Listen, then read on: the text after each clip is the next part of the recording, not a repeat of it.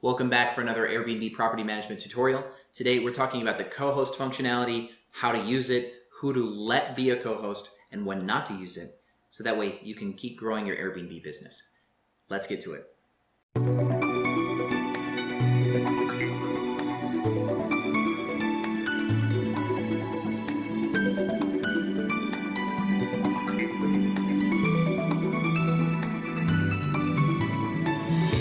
All right, welcome back Airbnb family. So for those of you new to this channel, we talk about everything Airbnb, how to set up a property, how to grow your business, how to automate it, how to find the right properties, getting started, negotiating deals with landlords, everything. So in this video, I'm talking to you about some property management features that we use and obviously we do well. We have a little over 30 properties right now on the Airbnb platform, and we use the co-host features to help manage the roles within our organization in order to make sure that these properties are run well. But there are some people in our organization that still need some information, but not enough to justify being a co-host. And that's why we're going to talk to you about another layer of management here.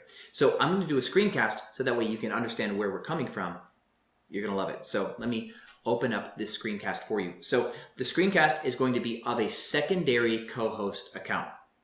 So what does a secondary co-host have access to? Well, if you notice, we're looking at a calendar for one of our properties.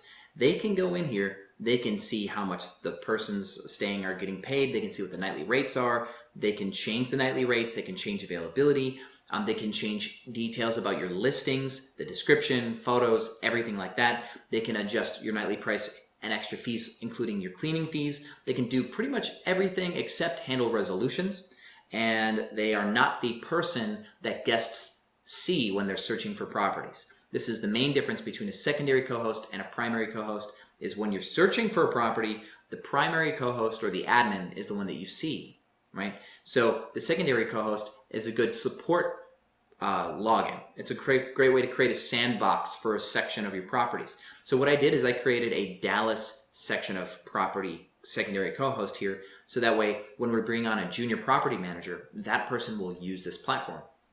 So we already have a property manager in Houston that is our primary co-host. Whenever a guest searches for a property, they see Catherine, they think they're talking to Catherine, they expect to talk to Catherine, and this allows you to get outside of your business and to work on your business. You should still have an Airbnb account, you should still be the admin on all of your properties. Every time you set up a new property, it should still be through the admin account. Money should never leave your admin account to any other co-host accounts. Primary, secondary, nothing. Because the reason why is if you move money into a co-host account, anybody who has the login information for that co-host account could add their bank information and then withdraw that money. So to save you from theft or embezzlement, don't let anybody have access to your admin account and never let any money leave it. That's all on you.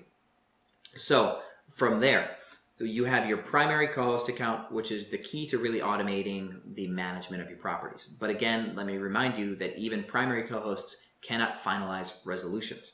So if you want to completely automate, unfortunately, you're going to lose every single resolution somebody requests because you're not going to respond to them. So you still have to be available on the admin side to handle these requests. Because if somebody makes a resolution with a request for money and you don't do anything about it, you don't approve or deny it, and you don't defend yourself, Airbnb will pretty much rule on the traveler's favor every single time, just so you know that. Now, the secondary co-host is something that we use below the primary. You can create local sandboxes, is my recommendation, so they only have a suite of your Dallas properties, your Houston, your Fort Worth, your Fort Lauderdale, your Chicago, whatever. And that's what they have here. Now, a lot of people use a secondary co-host account to manage their cleaning teams, but this is dangerous, and let me tell you why.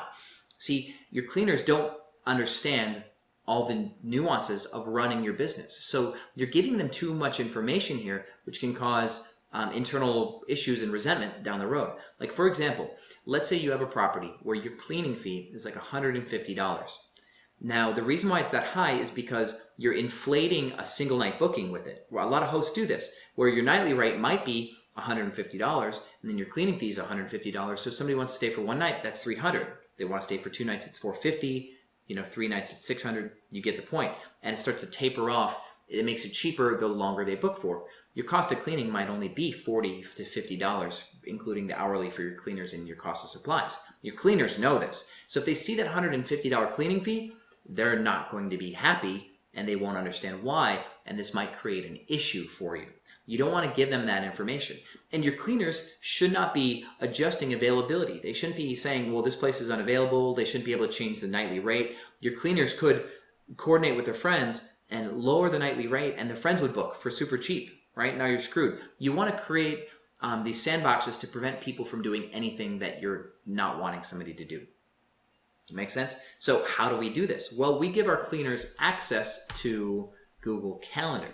So we take our admin account, which is essentially the core of your business. You put all of your listings in your admin account, and then from there you export your iCal to Google Calendars. You're going to create a Gmail account for every city you're in. So you have like a Houston Gmail account.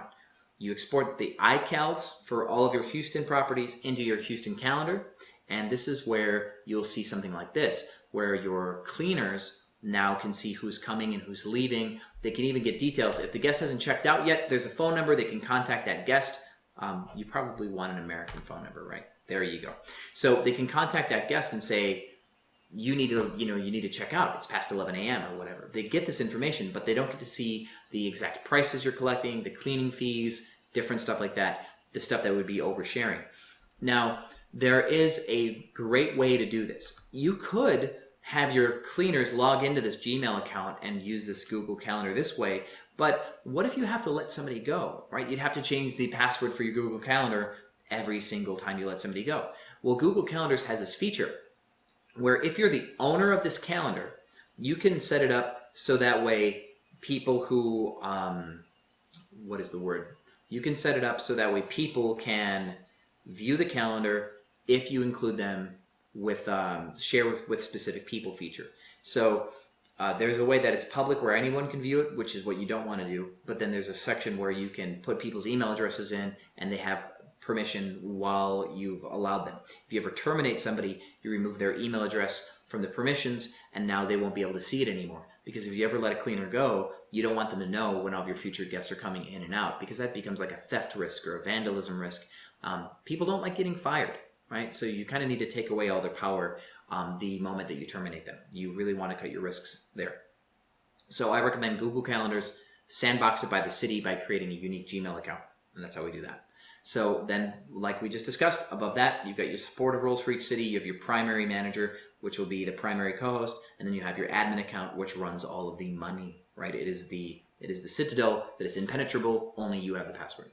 So I hope that this helps you better understand the nature of how to use these functions and features. If you don't know how to add somebody as a co-host, it's actually not too hard. You go to your listings, and then when you go to edit your listings, there's going to be to the right, you're going to see co-hosts, and you're just going to invite them by email. They have 6 or 7 days to accept your invite, and then from there, you can promote them to primary co-host after they've accepted your invite if you want to make them primary. Now remember, when you do invite somebody, it's going to ask how much to pay them. You're going to pay them 0% 0% and no cleaning fees. And the only exception to the rule is if you're paying an external company to manage your properties for you and it's part of the contract that they're going to get a cut, right? Now, we do have a video on that. If you guys are looking to be co-hosts and make money as co-hosts, we do have another video, and I'll put it at the end of this one so that way you can watch it. So thank you for watching Airbnb Automated. If you have any questions about co-hosting, of course, leave them in the comments, and I will see you on the other side.